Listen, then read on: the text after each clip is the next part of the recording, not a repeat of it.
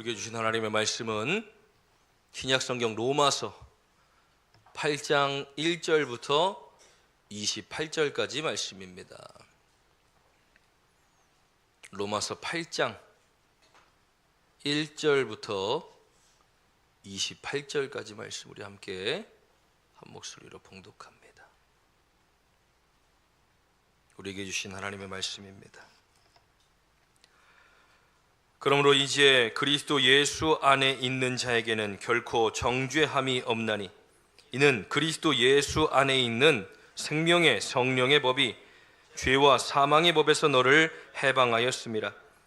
율법이 육신으로 말미암아 연약하여 할 수 없는 그것을 하나님은 하시나니 곧 죄로 말미암아 자기 아들을 죄 있는 육신의 모양으로 보내어 육신의 죄를 정하사 육신을 따르지 않고 그 영을 따라 행하연 우리에게 율법의 요구가 이루어지게 하려 하심이라.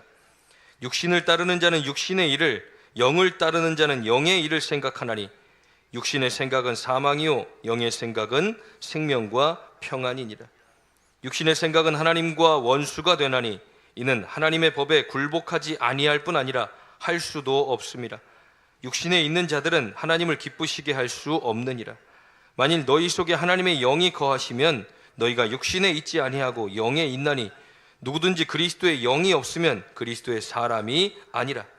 또 그리스도께서 너희 안에 계시면 몸은 죄로 말미암아 죽은 것이나 영은 의로 말미암아 살아있는 것이니라. 예수를 죽은 자 가운데 살리신 이의 영이 너희 안에 거하시면 그리스도 예수를 죽은 자 가운데서 살리신 이가 너희 안에 거하시는 그의 영으로 말미암아 너희 죽을 몸도 살리시리라. 그러므로 형제들아 우리가 빚진 자로 돼 육신에게 져서 육신대로 살 것이 아니니라. 너희가 육신대로 살면 반드시 죽을 것이로되 영으로서 몸의 행실을 죽이면 살리니 무릇 하나님의 영으로 인도함을 받는 사람은 곧 하나님의 아들이라.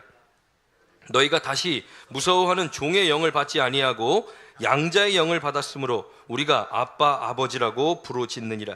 성령이 친히 우리의 영과 더불어 우리가 하나님의 자녀인 것을 증언하시나니 자녀면 또한 상속자 곧 하나님의 상속자요 그리스도와 함께한 상속자니 우리가 그와 함께 영광을 받기 위하여 고난도 함께 받아야 할 것이니라. 생각하건대 현재의 고난은 장차 우리에게 나타날 영광과 비교할 수 없도다. 피조물이 고대하는 바는 하나님의 아들들이 나타나는 것이니 피조물이 허무한 데 굴복하는 것은 자기의 뜻이 아니요 오직 굴복하게 하시는 이로 말미암음이라. 그 바라는 것은 피조물도 썩어짐의 종노릇한 데서 해방되어 하나님의 자녀들의 영광의 자유에 이르는 것이니라. 피조물이 다 이제까지 함께 탄식하며 함께 고통을 겪고 있는 것을 우리가 아느니라. 그뿐 아니라 또한 우리 곧 성령의 처음 익은 열매를 받은 우리까지도 속으로 탄식하여 양자될 것 곧 우리의 몸의 속량을 기다리느니라. 우리가 소망으로 구원을 얻었음에 보이는 소망이 아니니 보는 것을 누가 바라리요. 만일 우리가 보지 못하는 것을 바라면 참음으로 기다릴지니라. 이와 같이 성령도 우리의 연약함을 도우시나니 우리는 마땅히 기도할 바를 알지 못하나 오직 성령이 말할 수 없는 탄식으로 우리를 위하여 친히 간구하시느니라. 마음을 살피시는 이가 성령의 생각을 아시나니 이는 성령이 하나님의 뜻대로 성도를 위하여 간구하심이라. 우리가 알거니와 하나님의 사랑하는 자 곧 그의 뜻대로 부르심을 입은 자들에게는 모든 것이 합력하여 선을 이루느니라. 아멘. 오늘도 말씀 은혜가 되시길 간절히 축원합니다. 우리는 성령의 달을 보내고 있습니다. 성령께서 왜 우리 가운데 임하셔야 하는지, 우리는 왜 이 믿음 생활 가운데 반드시 성령님과 동행해야 하는지 우리가 계속해서 말씀을 통해 은혜를 나누고 있습니다. 지난주는 자라게 하시는 성령님, 우리가 교회에 나온다고 해서 다 믿음이 성장하는 것이 아닙니다. 성령님이 우리 안에 오셔야 우리는 말씀이 들려지기 시작하고 그 말씀이 믿어지기 시작합니다. 그리고 믿어지는 것으로 끝나지 않고 그대로 살아갈 수 있는 힘을 얻게 되어집니다. 오늘 우리가 함께 나눌 말씀은 도우시는 성령님입니다. 저는 지금 이렇게 선풍기의 도움을 받고 있습니다. 가만히 앉아 있을 때는 앉아만 있어도 그냥 막 땀이 납니다. 근데 선풍기가 저렇게 바람을 저한테 보내주면 제가 시원함을 느낍니다. 가만히 있는다고 해서 이 더움이 해결되어지지 않는 겁니다. 정말 작은 일 같지만 이 작은 것에도 도움을 얻어 시원함을 얻는 것처럼 우리는 우리의 삶에 반드시 돕는 사람들이 있어야 합니다. 그래서 부부가 지난주에도 말씀드린 것처럼 누굽니까? 돕는 배필이라고 말합니다. 서로 연약함을 채워주고 연약한 부분들을 보완하며 그렇게 하나 되어 살아가는 겁니다. 그렇게 우리의 믿음의 삶도 도우시는 성령님이 함께 하셔야 한다는 겁니다. 첫 번째로는 무엇을 도우시느냐? 오늘 1절, 2절 말씀에 기록하고 있는 것처럼 그러므로 이제 그리스도 예수 안에 있는 자에게는 결코 정죄함이 없나니 이는 그리스도 예수 안에 있는 생명의 성령의 법이 죄와 사망의 법에서 너를 해방하였음이라 라고 말합니다. 우리는 법치국가에 삽니다. 법치국가. 그럼 법이 존재한다는 겁니다. 법 아래에 있을 때 우리는 안전하고 법을 잘 지켜야만 그 안에서 자유를 누릴 수 있다는 말입니다. 법이 존재하지 않는다면 무법한 세상, 정말 질서가 없는 세상에 우리는 살 수밖에 없습니다. 부부가 부부와 만나서 남자와 여자가 만나 부부가 되었을 때 그 부부는 법도 아래 존재합니다. 총각으로서 살던 때, 처녀로서 살던 때의 삶을 그대로 살기 원한다면 이 부부관계는 온전히 유지될 수 없는 겁니다. 남편이 지켜야 할 법, 아내가 지켜야 할 법이 있는 겁니다. 그것을 잘 지켜낼 때 그 안에 자유함을 얻는 겁니다. 그런데 그 어떤 법을 따라 사느냐에 따라 우리의 삶은 많이 움직여지게 된다는 겁니다. 우리 한 주간 동안의 삶을 살아가며 어떻습니까? 하나님, 내가 하나님의 뜻대로 살기를 원했지만 결코 우리는 그렇게 살지 못했을 때를 훨씬 더 많이 깨닫게 되어지는 겁니다. 오늘 본문의 말씀 8장 1절 말씀, 그러므로 이제 그리스도 예수 안에 있는 자에게는 결코 정죄함이 없다라고 말합니다. 정죄가 뭡니까? 죄인으로 정하는 겁니다. 그것이 죄라고 정하는 겁니다. 그리스도 예수 안에 살아가는 사람들에게는 더 이상 당신은 죄인이 아닙니다 라고 할 수 있는 권리가 있다는 겁니다. 왜 그렇습니까? 성령께서 우리 안에 오셔서 죄와 사망의 법에 있던 우리들을 그 안에서 해방시켜 생명의 성령의 법을 가지고 살도록 만드신다는 겁니다. 로마서 7장 말씀에 혼인관계와 율법의 죄에 대해서 쭉 설명합니다.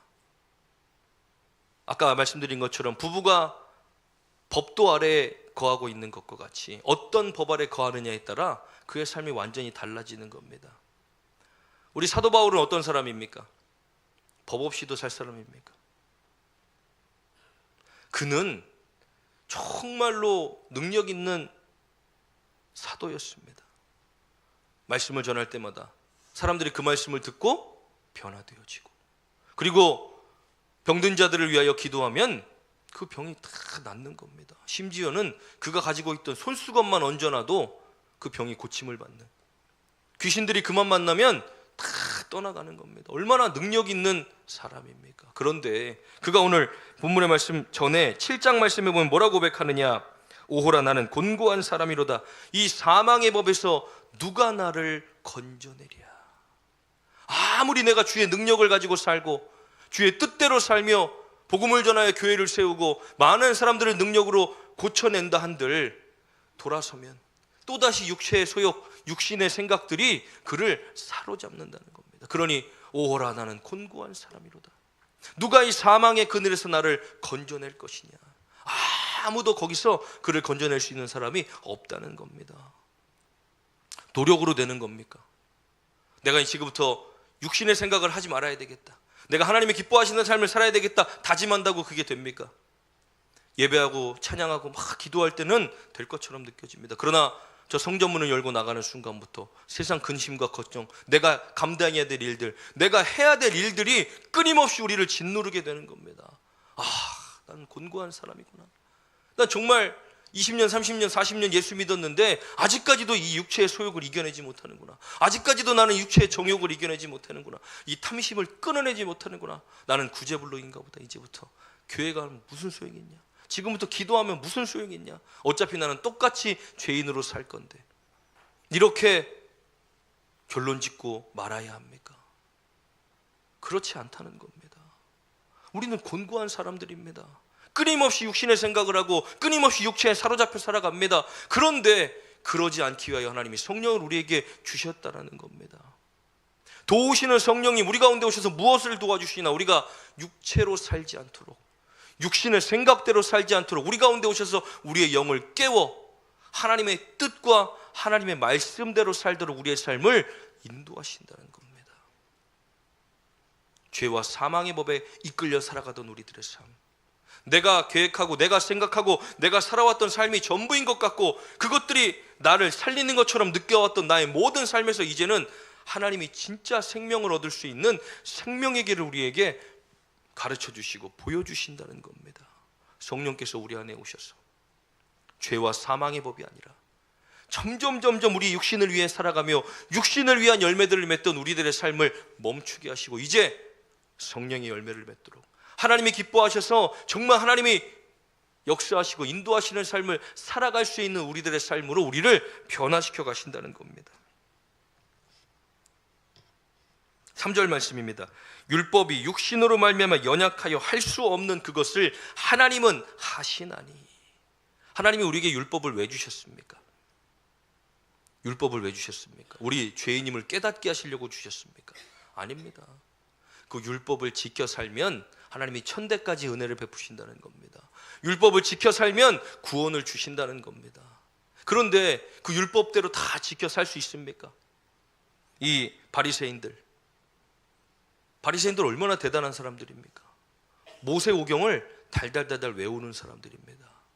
그리고 금식하고 또 자신들이 할 수 있는 모든 경건의 행위들은 다 하는 사람들입니다. 그들의 경건의 모양을 우리가 따라갈 수 있었겠습니까? 지금 그대로 살라고 한다면 교회 다닐 사람 아무도 없을 겁니다. 그들의 삶은 그렇게 엄격한 삶을 살았습니다. 그러나 중요한 것은 무엇입니까? 그저 율법에만 사로잡혀 있었을 뿐 진리를 바라보지 못했고 자신들의 생명을 주실 예수 그리스도를 알아보지 못했다는 겁니다. 율법은 그렇게 지킨다고 해서 모든 것들이 다 해결되어지는 것이 아닙니다. 그렇기 때문에 하나님께서 누굴 주셨습니까? 예수 그리스도를 주신 겁니다. 율법대로 살 수 없을 뿐만 아니라 율법대로만 산다고 해서 저들이 구원받을 수 없겠구나. 그러니 율법을 뛰어넘는 생명, 예수 그리스도의 십자가의 고난, 그 피를 통하여 모든 문제를 해결하신 겁니다. 그런데 예수 그리스도의 죽으심, 그 십자가의 보혈로 인해 우리는 죄사함을 얻었습니까? 우리는 그럼 죄인입니까? 아닙니까? 우린 죄인입니까? 아닙니까? 예수님께서 우리의 죄를 단번에 다 해결하셨는데 우린 죄인입니까? 아닙니까? 우린 그 죄는 사함을 받았습니다. 그러나 우리가 믿음의 삶을 살아가다 보면 우리의 삶 가운데 하나님의 뜻대로 살지 못하는 죄가 분명히 존재한다는 겁니다. 끊임없이 우리 육신의 삶 가운데 우리를 하나님의 뜻대로 살지 못하게 하는 육신의 소욕들이 끊임없이 존재하여 우리를 죄와 사망의 법이 끊임없이 주저앉힌다는 겁니다. 오늘 본문의 말씀 전에 7장 말씀에 보면 21절부터 보면 그러므로 내가 한 법을 깨달았노니 곧 선을 행하기 원하는 나에게 악이 함께 있는 것이로다. 내 속사람으로는 하나님의 법을 즐거워하되 내 지체 속에 다른 한 법이 내 마음의 법과 싸워 내 지체 속에 있는 죄의 법으로 나를 사로잡는 것을 보는도다. 무슨 말입니까? 나는 하나님의 뜻대로 살기를 원합니다. 나는 예수 믿는 사람이고 나는 목사고 나는 집사고 나는 권사고 나는 장로기 때문에 하나님의 기뻐하시는 삶을 살아야 되는 게 맞습니다. 내 마음은 그렇습니다. 그런데 내 또 하나의 이 지체 안에 있는 육신의 법은 전혀 다른 삶을 살기 원한다는 겁니다. 내가 원하는 것, 내가 이루기 원하는 것, 내 육신의 삶, 끊임없이 그 육체의 소욕을 위하여 살아가도록 만드는 것, 내 마음은 그렇지 않지만 내 육신이 그렇게 살도록 우리를 끊임없이 붙들어 놓기 때문에 곤고한 사람이라고 사도 바울이 고백하고 있다는 겁니다. 그것을 해결할 수 있는 방법이 뭡니까? 성령께서 우리 안에 오셔서 죄와 사망의 법에서 우리를 해방시키시는 것, 그것을 도우신다는 겁니다. 왜 그래야 합니까? 오늘 본문의 말씀에 또 설명합니다. 5절 말씀입니다. 육신을 따르는 자는 육신의 일을, 영을 따르는 자는 영의 일을 생각하나니 육신의 생각은 사망이요 영의 생각은 생명과 평안이니라. 육신의 생각은 하나님과 원수가 되나니 이는 하나님의 법에 굴복하지 아니할 뿐 아니라 할 수도 없습니다. 육신에 있는 자들은 하나님을 기쁘시게 할 수 없다라고 말합니다. 그래서 성령께서 오셔서 우리 안에 있는 육신의 생각들을 제하시는 겁니다. 육신의 법, 그리고 이태 세상의 법을 따라 살아가는 우리들이 하나님을 기쁘시게 할 수 없고 그대로 살아가면 결국 사망밖에 결과를 얻을 수 없으니 우리의 삶을 거기서 분리시켜 우리 육신은 비록 그것을 바랄지 모르지만 우리의 영이 깨어 하나님의 법을 바라보고 성령께서 우리의 삶을 도와 그렇게 살아갈 수 있는 사람들로 변화시켜 가시는 그런 삶을 우리에게 허락하신다는 겁니다. 그런 삶을 살아갈 수 있도록 우리를 도우신다는 겁니다. 그것에 대한 결과가 무엇입니까? 14절입니다. 무릇 하나님의 영으로 인도함을 받는 사람은 곧 하나님의 무엇이 됩니까? 아들이 됩니다. 영접하는 자 곧 그 이름을 믿는 자들에게는 하나님의 자녀가 되는 권세를 주시겠다고 약속하셨습니다. 우리는 믿음으로 권세를 받은 자들입니다. 그런데 하나님의 영이 우리 안에 거하지 않으면 우리는 하나님의 자녀로 이 땅을 살아갈 수 없다는 겁니다. 왜냐하면 하나님의 말씀이 들려줘도 그대로 살고 싶어지지 않고 하나님의 말씀이 들려줘도 우리는 그에 합당한 삶을 살지 못하기 때문에 아버지의 말과 아버지의 뜻을 따르지 않는 자녀가 어디 있습니까? 하나님의 영이 우리 안에 거하실 때 우리는 하나님의 자녀가 된다는 것입니다. 그런데 그것을 누가 증언합니까? 그 다음 절 말씀입니다. 너희는 다시 무서워하는 종의 영을 받지 아니하고 양자의 영을 받았으므로 우리가 아빠, 아버지라고 부르짖느니라. 우리가 여기에는 이제 막 교회를 오신 분, 그리고 한 1년 가까이 교회를 다니신 분, 그리고 20년, 30년, 40년 예수 믿은 분들도 계십니다. 처음에 교회 나오자마자 하나님을 아버지라 부를 수 있습니까? 야, 교회 가니까 하나님을 아버지라고 부른대. 나도 오늘부터 하나님을 아버지로 불러야 되겠다. 아버지 하고 불러집니까? 권사님 불러지셔? 안 되지. 안 돼요. 주여 삼창하고 기도하겠습니다. 주여 삼창이 그냥 쉽게 나와집니까? 안 나와져요. 왜냐? 이분이 나의 아버지라는 사실이 믿어질 때까지는 고백할 수가 없는 거예요. 누가? 성령께서 우리 안에 오실 때 우리가 하나님의 양자의 영을 받게 되며 하나님을 아버지라 부르고 시인할 수 있게 되어진다. 그냥 되어지는 것이 아니라 성령께서 우리 안에 오실 때 가능해지는 일들이라. 말씀이 저절로 믿어지는 게 아니라 아멘하고 받아들일 수 있는 믿음이 우리에게 생길 때 가능해진다는 거예요. 성령께서 우리 안에 오셔서 우리가 하나님의 자녀라는 것을 깨달을 수 있도록 도우시고 또 무엇을 도우십니까? 여기 17절 말씀 16절입니다. 성령이 친히 우리의 영과 더불어 우리가 하나님의 자녀인 것을 증언하시나니. 하나님, 나 하나님의 자녀입니다. 우리가 애써 증명하지 않아도 우리가 믿음으로 하나님 내 믿음 보이시죠? 하나님 내가 믿음으로 살아가는 거 보이시죠? 하지 않아도 성령께서 우리 안에 오시는 그 일들로 인해서 하나님은 우리가 하나님의 자녀라는 것을 알신다는 거예요. 성령께서 증언해 주신다는 거예요. 하나님, 이 사람 하나님의 자녀 맞아요. 하나님, 이 사람 하나님이 정말 기뻐하시는 삶을 사는 사람 맞아요. 우리의 삶을 증언하고 도우신다는 거예요. 우리가 애써 증명하지 않아도. 그러니 성령의 충만함이, 성령을 받는 삶이 우리에게 받아도 그만 안 받아도 그만입니까?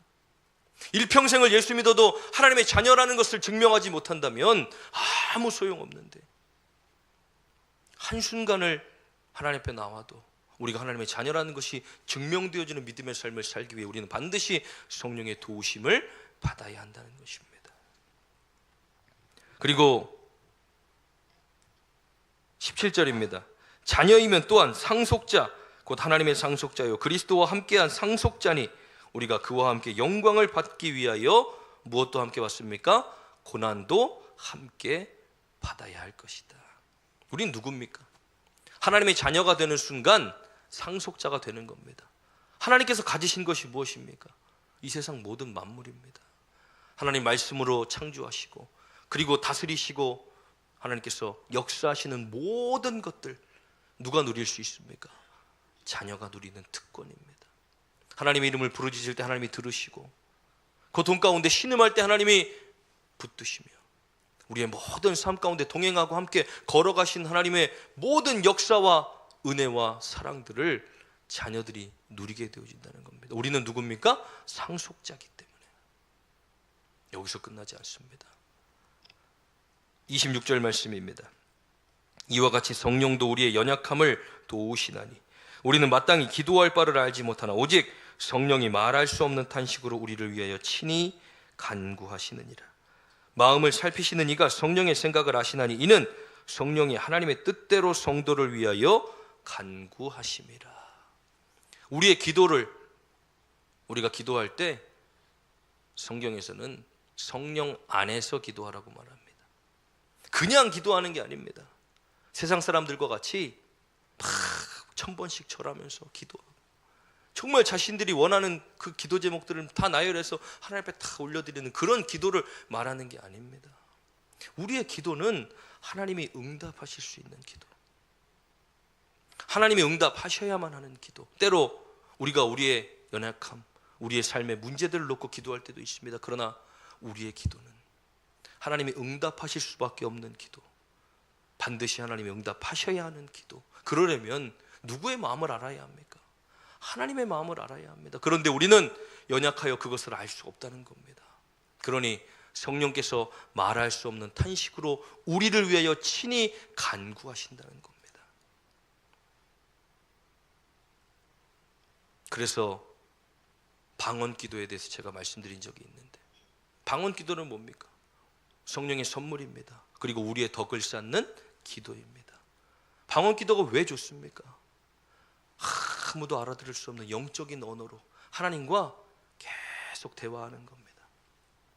그냥 아무것도 없이 교회 와서 그냥 앉아있다가 하고 앉아있다가 하고, 아유, 하나님이 나한테 말씀을 하시는지, 오늘 내가 예배를 통해 하나님께 나를 믿음을 드렸는지 안 드렸는지 아무것도 모른 채 그냥 주일날 왔다 갔다만 하다 보면 믿음 생활이 재밌습니까? 재미없습니까? 재미없는 겁니다. 우리 아버지가 밖에 나가서 하루 종일 일하고 밖에 집에 들어옵니다.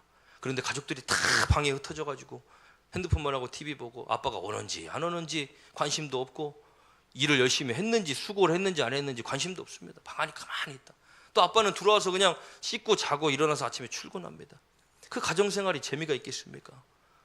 강아지도 나와서 막 반기는데 아빠가 들어오면 고생하셨다고 막 수고했다고, 그리고 앉아갖고 이런저런 얘기, 하루 동안 있었던 얘기들 쫙 하고 그러면 집에 들어오는 게 얼마나 신이 납니까? 먹을 것도 사오고 뭐도. 우리의 믿음 생활이 그냥 나와서 앉아있다가 주일날 설교만 듣고 집에 가서 한 주간 살아가는 게 아니라 지금 이 예배 시간이 믿음으로 우리는 하나님 앞에 서 있고 하나님은 우리에게 말씀하여 주시며 기도하는 가운데 하나님이 우리 가운데 그 하나님의 은혜들을 깨닫게 하시고 하나님과 소통하는 시간들이 우리에게 반드시 필요하다는 겁니다.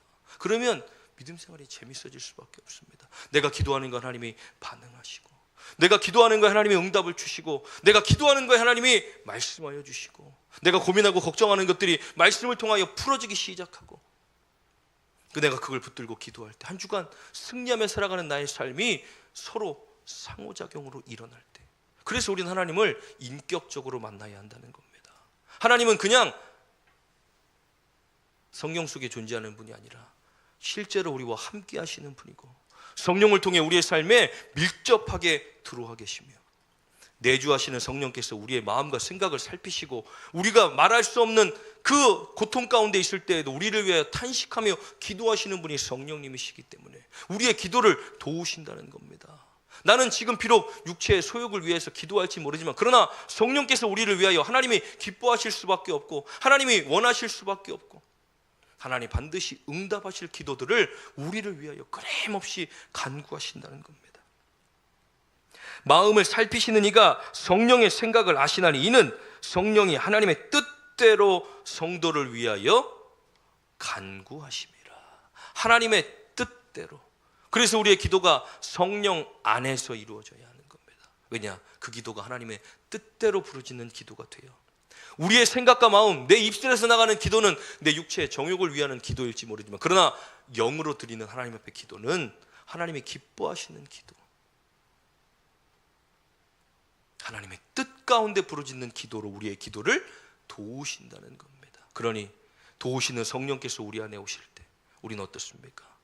죄와 사망의 법에서 해방되어지고 하나님의 자녀라는 것을 증명하게 되고, 그리고 우리의 기도를 도우셔서 우리의 기도가 정말 사람의 정욕을 따르는 기도가 아니라 하나님이 기뻐하시는 기도, 하나님의 뜻 가운데 부르짖는 기도, 그 성령의 도우심을 끊임없이 받을 때 우리는 그 올바른 믿음의 길을 걸어가 지난주에 말씀 나눈 것처럼 그리스도인의 장성한 분량이 충만한 데까지 이르게 될 줄 믿습니다. 그래서 우리는 성령이 필요합니다. 성령님, 나의 삶에, 나의 믿음 가운데, 나의 생각 가운데, 나의 인생 가운데 찾아오셔서 그 성령께서 나를 도우셔서 끊임없이 내 생각과 마음이 육신의 삶을 향해 갈 때에도 성령께서 나의 삶을 붙드셔서 생명의 법, 성령의 법, 그 법을 따라 그 안에서 자유함을 누리는 우리들의 삶이 되게 하시고, 끊임없이 부르짖는 기도들이 정말 하나님이 기뻐하시는 기도가 돼요. 하나님이 이루시고 역사하시는, 정말 하나님의 그 상속자로서의 특권을 마음껏 누리고 살아가는 우리들의 삶이 되게 하옵소서. 우리 찬양과 함께 기도하겠습니다. 오소서 오나의 성령이 함께 찬양합니다.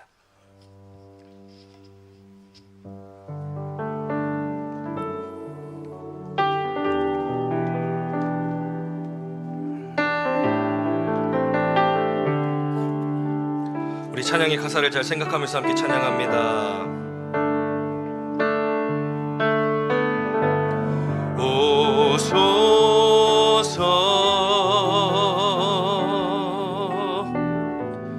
오 나의 성령이여 임하소서. 거룩한 성령의 불길로 오소서.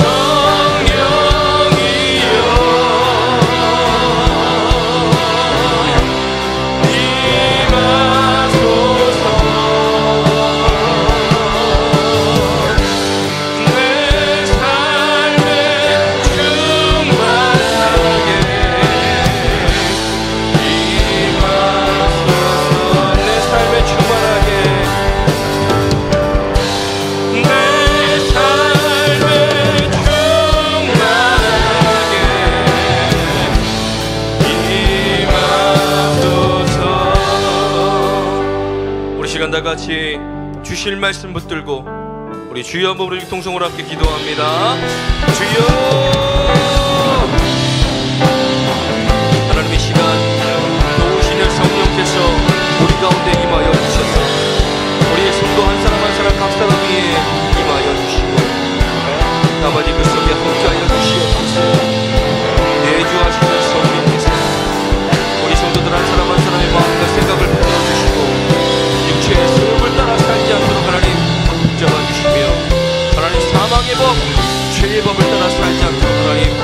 붙잡아 주시옵소서. 오직 생명의 성령님으로 저들을 아버지 해방하여 주셔서 하나님이 기뻐하시는 삶, 정말 생명으로 번화가는 삶, 하나님 우리의 삶의 결 헛되지 않은 삶을 살아갈 수 있도록 주여 인도하여 주시옵소서. 나는 그렇게 살 수 없습니다. 나는 내 육체의 삶을 끌어낼 만한 힘과 능력이 없습니다. 그러나 성령께서 도우셔서 우리가 그런 삶을 살아갈 수 있도록 하나님 붙잡아 주시옵시고 하나님 인도하여 주시옵시고 도와주시옵시고 주님 역사에 우리가 하나님의 자녀된 것을 증언하시고 그리고 말할 수 없는 당신을 우리를 위하여 기도하시며 하나님 우리의 삶을 인도해 가실 것을 믿사오니 하나님 우리의 삶을 도우시옵소서. 우리의 삶을 도우시옵소서. 우리의 기도를 도우시옵소서. 성령이 말하게 하심을 따라 기도하는 우리들의 기도가 되게 하시고 성령 안에서 기도하는 우리들의 기도가 되게 하소서. 세상의 법을 따르는 기도가 아니라 결과를 다 정해놓고 드리는 기도가 아니라 하나님이 정말 기뻐하시는 기도, 하나님이 원하시는 기도, 하나님이 응답하시는 기도, 그 기도를 하나님 올려드려 깨어진 영으로 주님 앞에 서게 하여 주시옵소서. 날마다 깨어 기도하는 우리들의 심령이 되게 하여 주시옵소서. 육체의 소욕과 날마다 멀어져 하나님 생명의 길로 걸어가는 우리들의 삶이 되도록 주여 인도하여 주시옵소서.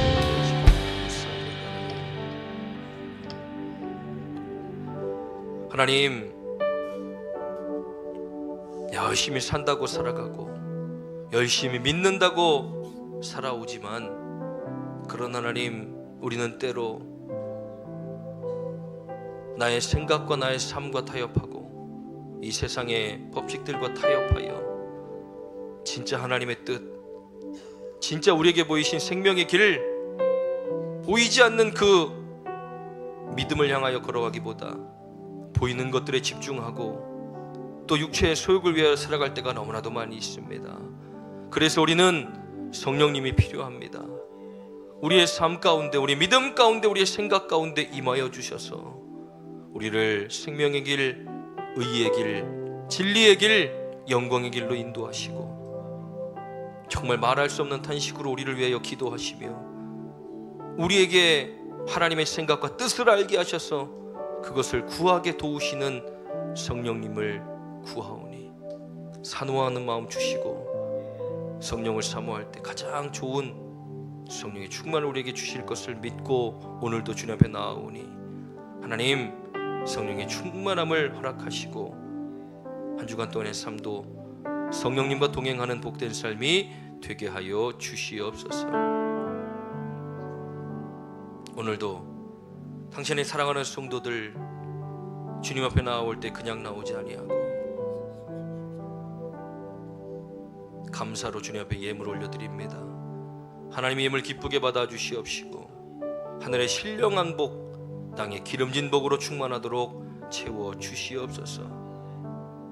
11조 예물 드리는 당신의 사랑하는 성도들을 기억하시고 축복하여 주셔서 자신의 삶, 물질, 모든 것이 하나님 것임을 믿음으로 고백하며 11조 예물로 올려드립니다. 하나님 이 예물 기쁘게 받아 주시옵시고 하나님 것을 구별할 수 있는 그 믿음 축복하여 주셔서 쌓을 것이 없도록 차고 넘치는 놀라운 축복을 허락하여 주시옵소서. 감사 예물 드리는 사랑하는 성도들 기억하시고 하나님 한 주간 동안 세상 가운데 살아가며 감사의 내용들을 다 기록하여 하나님 앞에 올려드립니다. 하나님 예물 기쁘게 받아 주시옵시고 감사할 수 있는 영혼들에게 더 많은 감사, 더 많은 기쁨이 저들의 삶 가운데 충만하도록 주님 역사하여 주시옵소서. 선교 예물 드리는 사랑하는 성도들 기억하시고 하나님의 나라를 위하여 귀한 예물 올려드립니다. 하나님 기쁘게 받아주시고 이 예물이 사용되어지는 선교지와 교회 위에 놀라운 은혜와 사랑을 덧입혀 주시며 선교사님들과 목사님들의 사명과 그리고 가정과 건강을 지키시고 인도하여 주시옵소서. 건축 예물 드리는 사랑하는 성도들 기억하시고 하나님의 아름다운 성전을 위하여 귀한 예물 올려드립니다. 이 예물 기쁘게 받으사 이 예물이 사용되어져 이 아름다운 성전이 유지되고 보수되어질 때에 하나님 이곳에서 올려드린 예배와 찬양과 기도 가장 기쁘게 받아 주시옵소서. 드리지 못한 손길들의 마음과 믿음, 상황도 주님께서 헤아리어 주시고 즐겨 드릴 수 있는 믿음으로 허락하여 주시옵소서. 우리 하나님교회 성도들의 모든 삶이 머리가 되게 하시고 꼬리가 되지 않게 하시며 위에 있고 아래에 있지 않게 하시고 꾸어 주되 꾸임받지 않는 복된 삶을 살게 하실 것을 믿사오며, 오늘도 여러 가지 아픔과 질병, 문제들 가지고 나온 사랑하는 성도들 가운데 임하여 주셔서 그들의 문제를 만지시고 회복하시며 치료하시고 붙들어 주시옵소서. 오늘도 주님 앞에 모든 드린 이 예물이 이 땅에 쌓아두지 않고 하늘에 쌓아두는 그 누구도 해하지 못하는 하늘의 귀한 보물 되게 하실 것을 믿고 감사드리며 예수님의 이름으로 축복하며 기도하옵나이다. 아멘.